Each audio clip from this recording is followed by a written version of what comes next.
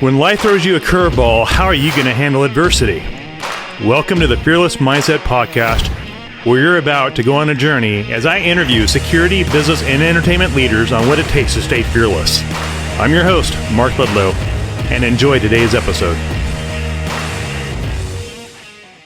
Hello, everybody. This is Mark Ledlow, the Fearless Mindset Podcast. And today we have joining us is Peter Sue from New York. He is Vice President of Private Banking, and he's been in banking for 20 years.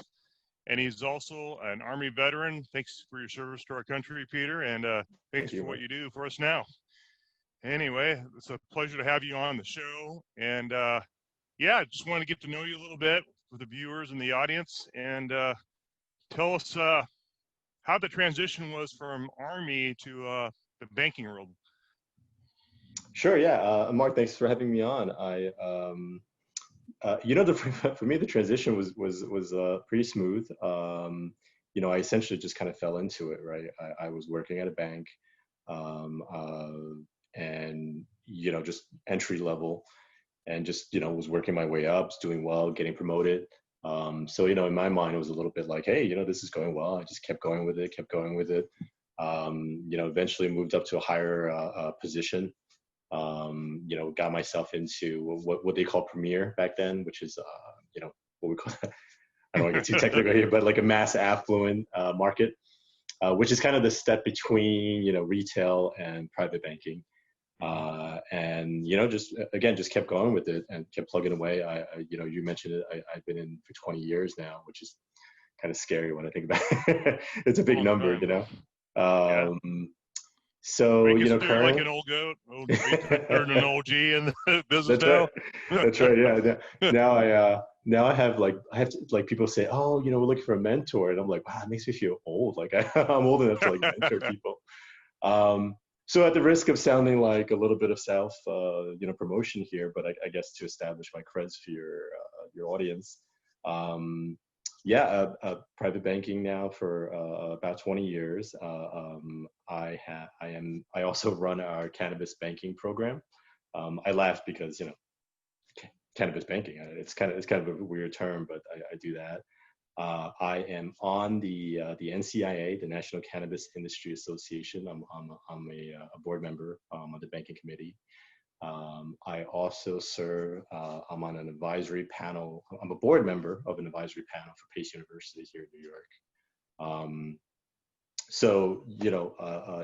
If the topic you want to discuss is more veterans coming out, looking to get into the business world, I'm happy to discuss that. Yeah. Yeah, we'll take it. Yeah, we'll take it. Go with the flow. But I know most of my audience is going to be military vets or law enforcement, getting out of the law enforcement, and maybe they don't want to be a bodyguard. Maybe they don't want to be a protector. Like a lot of my guests are, like Mike Trout, he was a George Tenet assistant, I think, CIA agent officer, and James Hamilton's the FBI guy, and I'm the Gavin Becker guy. And they're all hard law enforcement bodyguards is what they went into. And then we have you. It's a different, I'm mixing it up a little bit for a reason, for a purpose, because my story wasn't just going from the Marine Corps into bodyguard work. No, I said, I got sick of the law enforcement. I got sick of military stuff. I wanted a break. So I did kind of like what you did. I worked for WAMU. I was a regional manager and had some people skills, and I managed like 30 branches for Washington Mutual and Merchant Services, and had a lot of fun. So kind of like you're doing, just kind of let's give a guide to the veterans out there looking for. Yeah, absolutely. I actually think, in my opinion, coming out of the military, whatever your MOS, that you have a lot of very translatable skills, right? And there's a tendency to maybe either underplay it, and in some cases overplay it, right? But when I say underplay, like when you think about a typical job, I mean, there's almost a typical bank job, excuse me. There might be this over tendency to think too much of it, right? Because first of all, the term banker, right? Like it's such a ubiquitous term. It's such a big term. It can mean so many different things, right? Like I've met people that are like tellers that say, yeah, I'm a banker, which is not untrue, but and then I've met like president of the bank that say, oh, I'm a banker. So first of all, I think let's define what role you want. So like a lot of bank jobs are sales jobs, right? Let's be honest. Sure, you have to have some basic knowledge of financial terms. And look, if you're coming out of the military, I'm going to make the assumption you know how to roll up your sleeves and hey, do something and take some pain and do some learning, right? If you're willing to do that, um, I think it really doesn't matter what job you want. You're going to be able to do it. The overplaying part, in my opinion, is a question of really comes down to resume. And I know that sounds stupid, but keep in mind, you think that you're going to get into an interview room and sort of impress this person with my military know-how. And I'm sorry, this is making the assumption that that's the only thing on your resume, meaning you're separating for the first time, and the only thing that your CV shows is your military experience, right? So how do you transfer that set of data points to the job that you want? Well, first of all, read the job description, right? Like if you were an infantry grunt and does it make sense for you applying for a job with me, let's say, to talk about how about all about security and how to run ITT and like, well, that's not translatable right now. Don't get me wrong, if you got into the room with me, you and I, we can have a nice chat and we'll have a good laugh. But you won't get to me because however, whether it's a program or HR, that is how the resumes are viewed, right? Like by the time I get someone to interview, they've already gone through 2, 3, 4 rounds or whatever, right? I mean, unless you happen to know someone that knows someone who knows me or something like that. So the point is, when you think about putting your experience on a resume, you do have to think about how to customize it to that particular job, right? So, hey, Mark, you just said it right. You're thinking to yourself, hey, I'm personable. I don't just shoot rifles. Sure, I'm an expert marksman, but that's probably not something you highlight on a bank application. Now you get into the room with me and you find out I'm ex-military. Great, definitely bring that up. Hey, I was airborne. I've gone through air assault. Those are impressive things to me, not necessarily to everybody, right? In fact, there might be some people that will get scared. You get your typical branch manager. Oh, this guy's gonna go crazy and shoot up the place, right? Having said that, what I would say is, look, you learn a lot, right? You learn about teamwork. You learn about how to communicate, right, with different people from different backgrounds. That's very important in the military, right? And that's something I would value. I think one of the nice things is I do think that, and look, we're generalizing here, but someone coming out of the military, usually you get that like you have that blue collar angle, right?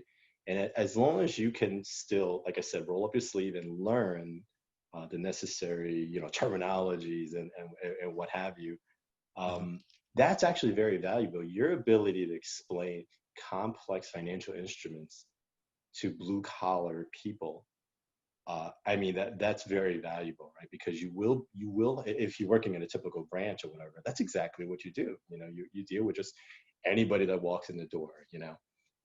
Now, as you rise up, then maybe the sales pitch changes, right? So like I deal with a lot of financials, right? Hedge funds, private equity, family offices. And yeah, in that scenario, yeah, you're thrown out. Sometimes you have to throw out big words just to show them, So yeah, I think when you think that I guess the point I'm trying to make is I recently saw a resume, very impressive person, right? And I'm reading this Fulbright Colonel, Marine. I mean, this guy was probably, we're talking about a top of the line Marine, right? But that's what the entire resume said. This is a guy applying for a job as a general or something like that, right? Like not applying for a job for me, right? Like that resume needed a lot of work to be customized to what I was looking for. You know what I mean? So super impressive, but maybe it was overemphasized on the military, right? But look, that's what you have on your resume. But my point is, translate it to the job that you want. be translatable to that HR person that's going to review it. Another thing that came to my mind, Peter, was the fact that I know a lot of HR people in the HR departments of big corporations. I hear their biggest concern is hiring vets are the PTSD issues, post stress disorder, and are they gonna have an episode at the workplace? I think that's a big concern. Do you hear that much in your Not world really. at all? Okay. No, not really. Not really. Although, again, to be fair, that stuff may get sorted out before it gets to me, right? Like, so in a typical scenario, if I put out, a requisition, a request to hire someone, I put forth a certain amount of data points. HR is the first layer that vets all these, resumes, right? So it's possible they're just not getting to me. I don't think that's that much of concern.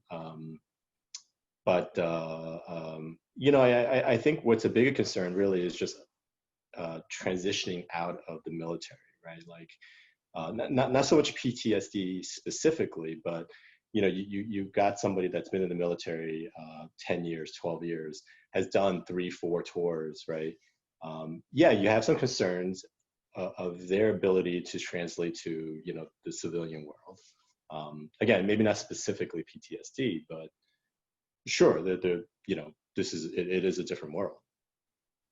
Yeah, absolutely. And now I know I go to a lot of websites sometimes and say I'm applying for a job and I'm just right out of the military.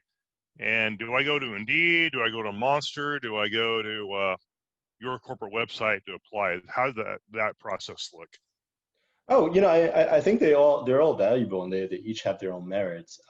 I would say if you're willing to put in the work, and it's a lot of work, that LinkedIn is a great place to do it, right? Because if you can reach out to that person, if you can figure out who that person might be, or at least someone that's around that person, right? So say, for example, you see, BNB Bank is hiring, and it won't be that specific. It won't say Peter Sue or whatever, but it will say, private bank, blah, blah, blah. So, hey, do a little bit of research, right? Hey, here's Peter Sue and he works at BNB Bank and he's in private banking, Either it's my team that's hiring or I know the person that is hiring, right?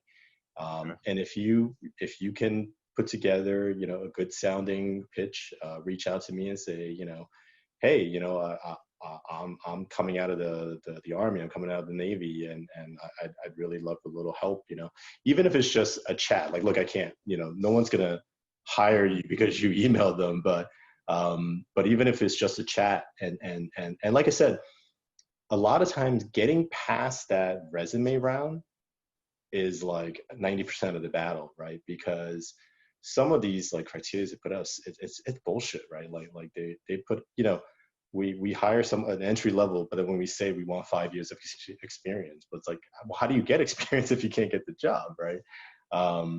So again, going full circle, I think these guys coming out of the military, they have great experiences with working in teams, working with different people from different backgrounds. I would love to hire a vet, but the problem is the rooting out phase, right? Like, you won't get that interview because your resume didn't stack up against the other people applying, right? So when there's a great irony there, right? So for our warriors that were fighting for our freedom, they didn't get a chance to build their resume, and now they won't get a chance. Again, they won't get a chance to build their resume, because they won't even get that opportunity to kind of get that interview, Now, a lot of that is on you, right? What I mean by that is like, the right educations, right? Like take the classes, right? The right schooling, maybe, as I said, putting in the work on your resume to show that you have those translatable skills. Because again, just saying, hey, Army, okay, but what does that mean? Like, tell me what that means to this job, And a lot of that have to do with putting the right buzzwords in that resume to attract that HR person who are scrubbing the 100 list stack of 100 resumes he or she has in their queue, in their email queue at XYZ Corporation. And if you have those buzzwords, it'll rise to the top to Yeah. the top 5 list or short list. And I would probably recommend hiring a resume writer Yeah. who's proficient in writing resumes. I've always hired a resume writer myself because I'm horrible at writing resumes. And so if you know what your strength weakness is, find Yeah. somebody that it has their strength in your weakness, and boom, it just equals out. Yeah, I have nothing against resume writers. I just think that it can be very formulaic the way they do it, right? Having said that, they know. So these days, everything is so automated and based on logarithm, right? So you mentioned the scrubs. Yeah, they have these software. They literally feed the resumes into, and I mean, it's just picking out buzzwords. And again, I think it's all bullshit, right? Because you could be the worst employee like ever at like Chase, but that'll give you a leg up versus the guy with 10 years of special forces experience because you've got 2-3 years as a shitty banker.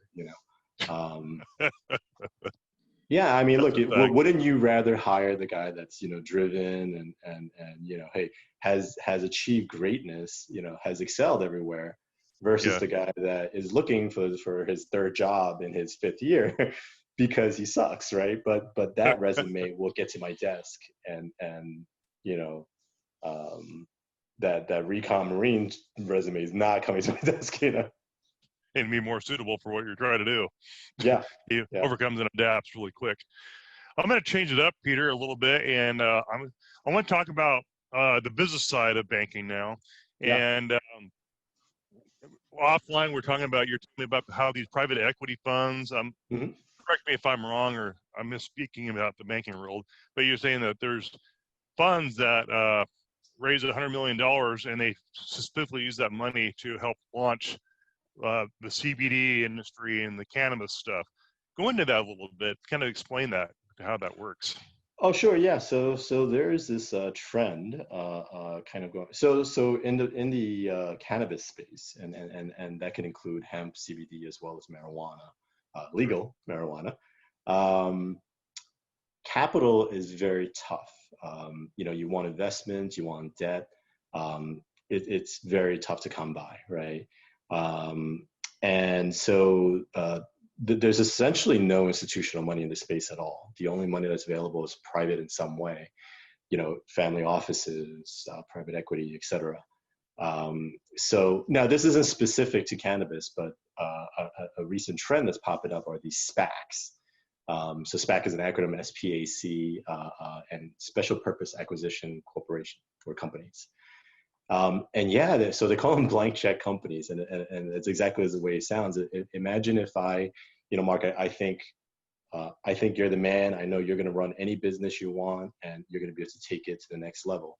So I cut you a check without any idea of what you're going to do with it. Now, we do build some guardrails, of course, right? Like I say, well, I want you to look for a company that's in the securities space. So your job will be to take this, $10 million from me and, 20 other investors, and you're going to go and for the next, 2 years or whatever. And then there's always a time frame, of course. It's like, I think it is 2 years actually, where you're going to go out shopping. You're going to go find a company that you can buy, that you can acquire, and you'll back into the shell, which is how you can go public very quickly. So the point is they're very quick turnarounds. What's kind of odd is it creates like a sort of buying pressure, right? So you've got this ticking clock and a lot of money sitting on the sideline.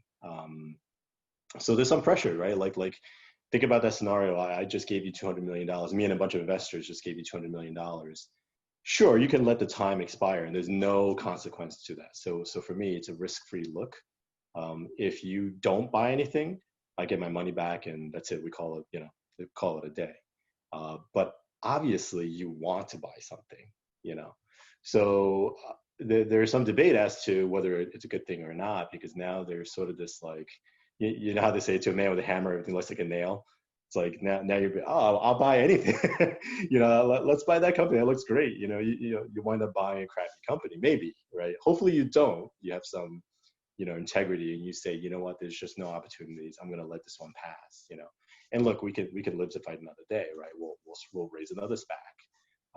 But there is that pressure where there's this, and I think this is what you and I were talking about, Mark, where I think there's a lot of money sitting on sidelines, right? These SPACs, just in cannabis alone, I mean, that there's a gentleman, Bruce Linton, who's one of the big names. He's got several $100 million worth of SPAC money, just sitting, waiting to make a deal, and outside of cannabis as well, there's a gentleman, I forgot his name. Something about there's a social equity angle to it, and he had hundreds of millions of dollars, and he's just sitting around waiting to buy something. I mean, it's kind of crazy. That is. I didn't know it existed until you told me yesterday on the phone about all that. Like, holy crap. Yeah. It's the easiest way to take a company public, essentially, because you've got the money sitting there, so the financing is lined up. You just have to find an acquisition target, complete the transaction, as long as you make it within time, and within the mission statement. So, like, me and the other investors will get together and we'll say, this is what we want you to do. As long as you can fit those criteria, you're good to go. So wild. What are you seeing in the business world? I mean, I know you work in the cannabis space. What are the businesses do you see out there that are kind of on the verge of exploding or taking off with COVID-19 happening? Oh, sure. Yeah, I mean, look, now there's a million PPE companies out there, right? Everybody knows selling gloves and chemicals and stuff like that. And there's nothing wrong with that. I just mean that there's so many. Sure. And that industry, I think it's definitely poised. A lot of people compare cannabis to like the .com craze. And I almost think it's way bigger, right? Because when the .coms were happening, there wasn't a true sense of where the internet was going. I know that sounds stupid looking back, but there wasn't a true sense of like, well, what is the internet, right? Like, what is it even? Whereas cannabis, hey, we know cannabis. People smoke. We know what the demands are. We know what the marketplace looks like. And if you legalize it, of course, there's built-in demand. We know exactly who smokes, how much, et cetera, right? So yeah, that there's been a lot of pent-up demand, a lot of interest. I mean, I see so many people are contacting me about raising funds, and that's not my role, but I manage the accounts and stuff like that. Sure. Besides cannabis, I mean, I'm not sure. I know right now there's a lot of sort of these they call them ESGs. I forget what the acronym stands for, but essentially it has to do with like socially responsible kind of companies. And yeah, that's one of the big SPACs that's out there, actually. So some of the staples are always going to do well. Security, anyone that's getting into like law enforcement. Although now there's like defunding of police going on and stuff like that. Oh, absolutely. I don't know where that's going, but yeah, like I had James Hamilton with Gavin Becker on about a month ago. In the podcast, you can watch it, and he said, absolutely, you're going to see a lot of defunding the police. It's just going to happen because it's the culture our country's in. Yeah. And we're going to probably see a lot of private security companies popping up to support the high net worth, because I know you have some high net worth families you probably deal with in the banking world. Yeah. And they're going to be reaching out. They're going to want, probably 24/7 armed people on their property to make them feel safe. It's where we are as a country.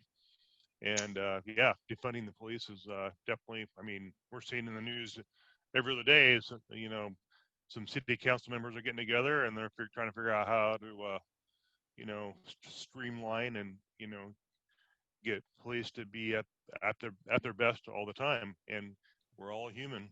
And you got to have, regulations in place. You have to have training. Training is, like James Hamilton says, training is everything. Private sector and law enforcement. Training is everything. Yeah, I hadn't thought of that angle, but you're right. As the momentum sort of picks up pace, you're right. I can see where as the police budgets shrink, some people might say, well, let's hire private police, right, so to speak. Whether it's communities coming together saying, hey, let's have private security, maybe not armed guards, but at least, security guards or whatever. But yeah, I could definitely see that. And in the cannabis world, security is a big deal. In fact, in a lot of states where banking is not as well developed, perhaps, there's they still deal with a lot of cash. Absolutely. So yeah, 'cause security is a big thing in the cannabis world. So for your viewers that are interested, I mean, cannabis is really a growing uh, industry, and there's so many jobs. It's not just. I was just at a dispensary in New Jersey the other day. So it's a vertical, meaning they grow, they cultivate, they sell. I mean, and it's a small company, you would say, but they employ over 100 people. Oh, Security, trimmers, growers. I mean, every kind of job you can think of. Web design, UX, IX. I mean, it's not what you think. It's not just selling marijuana. It's a real business with a lot of different needs. let me ask you about the transportation of cash. I know they take that cash, and I know for Oregon, I grew up in Oregon and have contacts down there, and my understanding, this for my Oregon example, they take the cash from the dispensary or the growers, whoever has the cash, and they take Hmm. that money to the state capital to pay their tax. And from understanding, they had guys in a follow vehicle that follow them up there to make sure they don't get jumped, or if they're being surveillance, they Yeah. got whatever they're packing in their personal vehicles as they follow that vehicle up there to pay their taxes. And is that kind of what you're hearing out there that they're doing in that space? Yeah, any version of that is available. I guess what I mean is everyone might, that there's no one way to do it, right? So some of the companies, what they do is they drive it directly to the Fed, to the local Fed, and that the Fed window allows you to deposit directly into the bank. So you have an account with me, I have an account at the Fed. Um, so rather than the cash coming to me, it can go directly to the Fed, provided you fit certain criteria, obviously, right? Like you can only make deposits in certain bundles. You have to obviously be like registered and declared. You can't just show up at the Fed with $100,000 in cash, right? So yeah, there's that, and then they call it CIT, cash in transit, or currency in transit. And that's a big business. Those are the Brink trucks that you see, that's driving around. So the well-established players like a Brinks, for example, of course they've got that all narrowed down. Now, outside of cannabis, they'll drive it back to their facility, meaning your typical Brinks or whatever. They bring it back to their facility, they deposit it into their account actually, and they ACH it over to me, and then I credit it to your account, let's say. In cannabis, they can't do that because now they've taken drug money, so to speak, right? It is federally legal, as um, so the good security companies should know what they're doing, and they should know the laws. And the law is that you probably shouldn't do that. You should not take that money. So that's why it's not done the traditional way. The traditional way is you put it into your account, you ACH it over to me, I credit the client accordingly. In cannabis, you shouldn't do that because then there's a fear that you're breaking federal law, blah, blah, blah. So yes, that's why they drive it directly to the Fed. And now they have like these services popping up where, I don't know, there's a company in California, I think of what they call it, Iron Vault or something like that, where, they'll pick up all your cash for you. But what they do is they deposit it into it's almost like you have an account with them, and they allow you to now pay bills and stuff like that through their system. So you know Wow. this way you don't have to worry about the cash, right? So yeah, I mean there's, and you probably seen it, there's horror stories where, so people know that that buyers, right, consumers are pulling up to these dispensaries with hundreds of dollars in cash, right, thousands of dollars in cash, because people don't just show up and buy a dime bag, right? Like they show up and they buy like a month's worth of supplies, right? So they're getting jumped. So forget about the big money coming out. These are people walking in with a few $100s. but it's an easy score, right? Just stand out there with a gun and you could pick off a few grand, no problem, you know. So it's a real problem if we can't solve that banking issue, because it's largely a cash system. And the criminals and the attackers and people doing surveillance, they were very aware of, after they're doing surveillance on these grow sites, they That's know right. when things are happening, when things are going down, and they know when to hit. Well, so that's the thing. Like that's a sophisticated crime. Like that's now saying you're gonna stake them out. You. It sounds like you've got a couple of operators that know what they're doing, right? And you're actually making a plan. I'm just talking about opportunistic. Like if you pull up in front of any dispensary and you sit there for an hour, you'll see people coming in, buying. You know, no planning needed. You just jump out of your car. Hey, give me give me your money. You know, Sure. here's the difference is like if I just rob some random dude on the street, well, first of all, I would get my ass kicked. But if I just, you know, I might get $1 or I might Yeah. get, you know, a couple $100. No, these are people walking in with hundreds of dollars, right? Oh. So yeah, you know, in California, it's happening a lot, you know. So out here, it's not as in New York. We only have nine nine licensees. So That's it. New York, yeah, 9? nine Wow. in the entire state. Yeah. So is it What's the that? Technically it's 10, regulations? but Okay. one party has two, so it's nine licenses. I heard New York State was very tight on their regulation out there. Yeah, medical only and no flower, meaning no buds. Okay. It's just oil like vapes.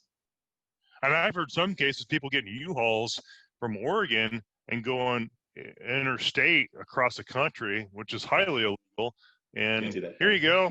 The value just went up 4,000%. It cost them what, $300 to make it. They just more $4,000 off it because they took it to New York.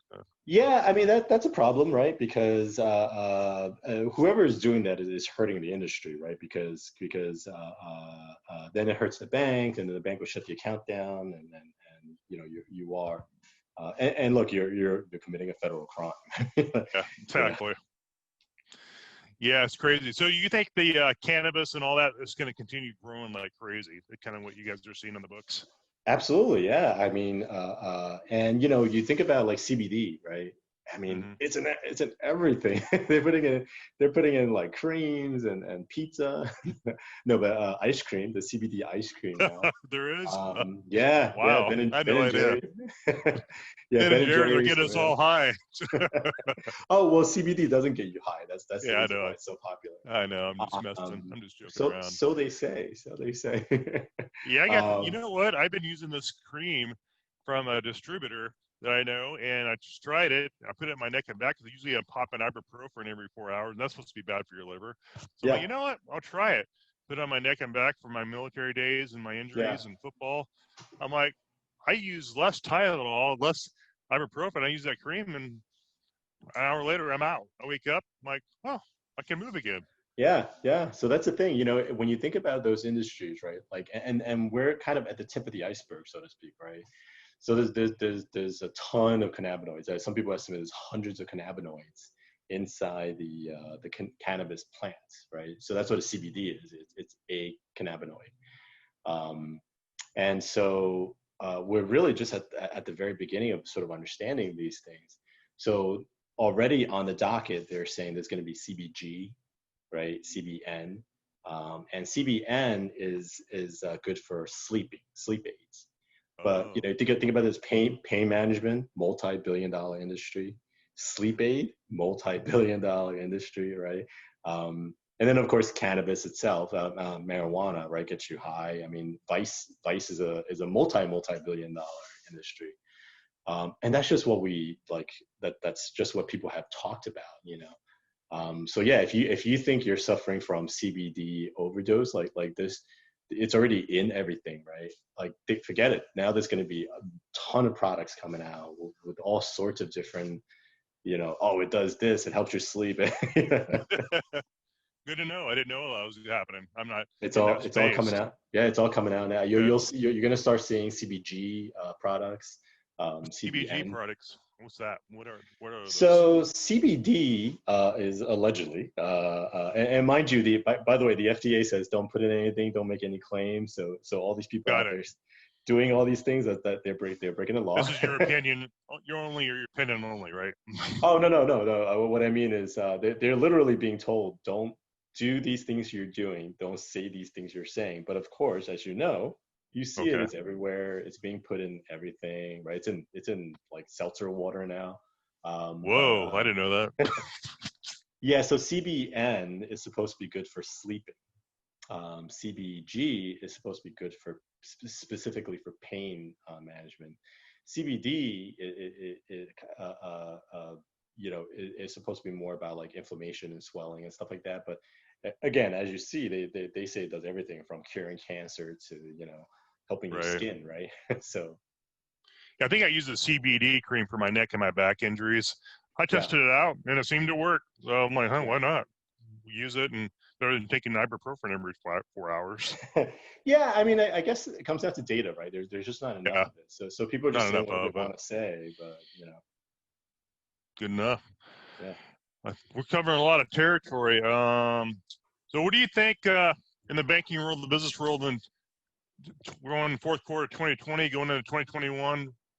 What's your take? Are we going to still be on lockdown for a while? I hear England may be locked down again. I did a podcast with Mickey with Spotify, and he heard that they're getting ready to lock down England again. Wow. Okay. Shut it. So I don't know if you're hearing anything about being that close to England over there. So I wasn't sure what you're hearing.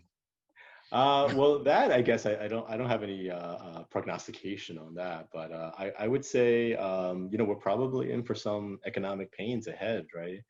Because if you look around, you feel like the data makes it sound like everything is fine. The rent for the most part, people are paying rent, right? Banks are not hurting as yet, but the truth is that everybody has kicked the can down the road, right?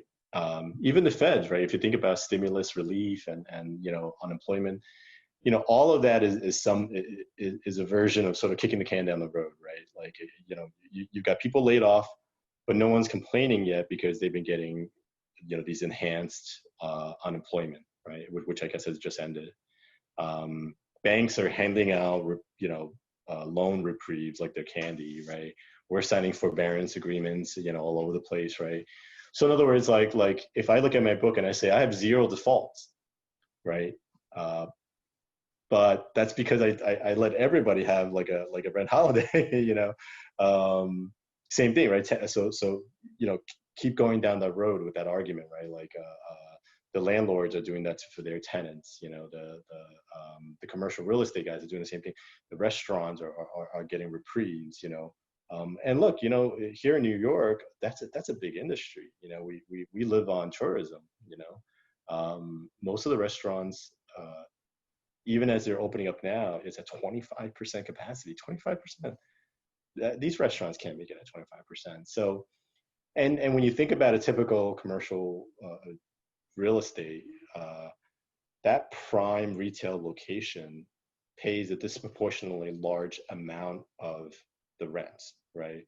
In other words, it's easily double the rent of, let's say, the second floor or the third floor or whatever, right? So, yeah, I mean, you might say, well, only this is the only piece of the building that's now vacant, but that's your biggest rent payer, and now they're closed, and there's no prospect of getting a replacement. No one is standing in the wing waiting to jump into that space, so again, my point is just that everything about the data tells you things are fine. Hey, the stock market's flying, right? I just read a funny statistic. They said in the last quarter, not funny, but like in the last quarter, the economy contracted by a record $4 trillion, right? A record $4 trillion, while at the same time the stock market expanded by a record $2 trillion. So I mean, we've had that before, a disconnect, but this is not just a disconnect. These two are heading in opposite directions, right? So now why is that? Well, the feds are buying up everything. They're not, they're just running around like picking up the dominoes. I mean, I don't want to be doom and gloom. I just mean the data points that are out there do not actually reflect reality. And you have to think about why. Everyone is kicking the can down the road, but at some point you're going to step on the can. Wow. I'm going to start calling you Larry Kudlow. That was good information. Wow. That's real. Those are raw numbers. We got so much debt we're riding on that we can't service. Yeah, well, when I look at my the portfolio of loans that we have, it's easy to say, and we say it, hey, look, everything's fine, but everything's fine because we've not let anything fail, right? And by employing any number of forbearance agreements, reprieves, et cetera, and look, it may work out just fine, right? As long as there's no resurgence, right? These restaurants get back to work. And so I'm actually on Long Island versus New York City, we didn't get hit as bad, right? Our numbers never looked that bad, and the further east you go, the more consistent the numbers were, because outdoor dining was fine. We went through the Hamptons, and that's a seasonal business anyway, so they didn't really miss out on the summer. So probably on the further east you go, you're probably fine. But in Manhattan, the South, if you flew in and drove around Manhattan, today for a few hours, you'll see what I mean. The streets are largely empty. The subways are empty. A lot of restaurants, and look at the news, right? Stores are closing, restaurants are closing. Again, I don't want to make it sound all doom and gloom, but let's not fool us. But let's not look at the numbers and say everything's fine. Good point. Yeah. And interest rate, below 3% now? Some places. I mean, the mortgage. The Feds have come out and said that they're going to hold the rate at 0 or around 0 for the foreseeable future. Wow. So for your savers, banks are paying 25, 30 basis points. That's not making any money. 0.25%. That's less than 1%. They're not profitable at all right now. Yeah. So at a time when we might experience loan losses, we also have like rapidly shrinking margins. So banks are in for some pain. They are, yeah. What do you think about the stock market then? If it's an all-time high, but I think it's artificially inflated to be where it's at. The equities are just out of touch of reality. Yeah, I mean, what I just said, right? Like, imagine, people say, right, the stock market is not the economy. The stock market is not the economy. But again, there's a disconnect, and then there's the fact that it's heading in two different directions. I mean, it's bewildering. I honestly don't understand it. Yeah, I had a buddy of mine called me and said, yeah, I'm going to be cashing out on everything because we're getting close to November 3rd, and who knows what's going to happen after that. So a lot of people are cashing out. You're going to sit on cash and write it up for a while. Yeah. But, well, thanks for your time. I know we're getting to that 30-minute mark, and thanks for sharing with our vets and our military audience, and got a little education on cannabis and CBD cream for those aches and pains for our veterans. They can apply for the back. Yeah. And anything else? I can't think of anything else. I think we just covered a lot of territory in a short amount of time. Yeah, very cool. Thanks for having me on. Thank you for your time. I know you're busy there in New York, and I'm sure we'll probably have a lot of people asking a lot of questions. And as soon as we are editing this format and the video, we'll post it, and I'll tag Peter on this so everybody can have a copy of it. And I'm sure if you have any questions for Peter on anything or me, you can shoot us on LinkedIn. And then if you're looking for a job, a little tip: use LinkedIn. Use LinkedIn. Use LinkedIn. All right, buddy. Thanks again, and have a great weekend. Thanks, Mark. I'll talk to you. Bye, buddy. Talk to you soon. Bye.